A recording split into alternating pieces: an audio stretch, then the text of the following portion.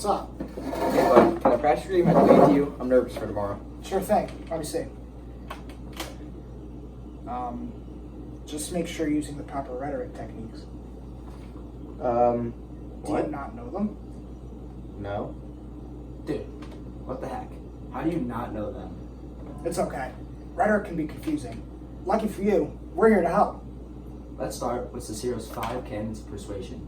First is invention. As a persuader, it's detrimental that you must first establish goals and a purpose, what you want your audience to think. You also want to know what your opponent will say. You want to make sure you set a foundation for your rhetoric, including what you want to explain to your audience and the best way to persuade them that your point is the correct point.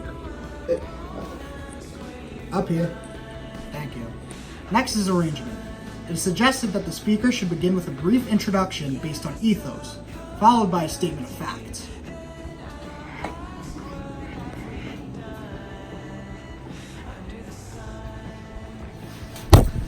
Hey.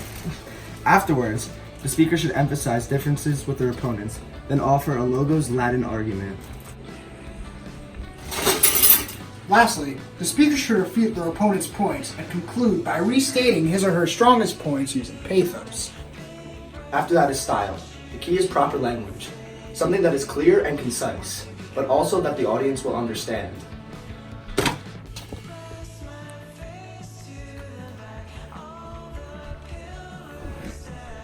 The speaker should also aim to use rhetorical devices and figures of speech. Specifically vividness or anargia in Greek. Then comes memory. One of the ancient rhetoricians' famous memory techniques was the memory house.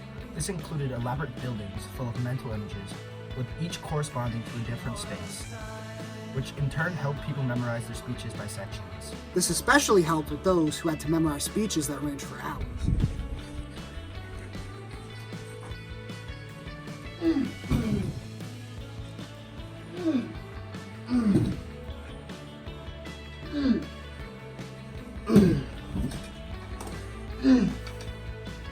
Oh, sorry, I didn't see that here.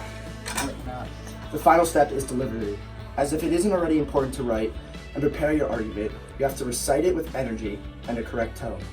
Your voice should have volume, stability, and flexibility in order to have an effect on your audience. And with that, you should be able to deliver a great argument in your debate. I'm at a loss for words. Why don't you practice now that you know your rhetoric canons? I think it would be a great help. Alright, here it goes.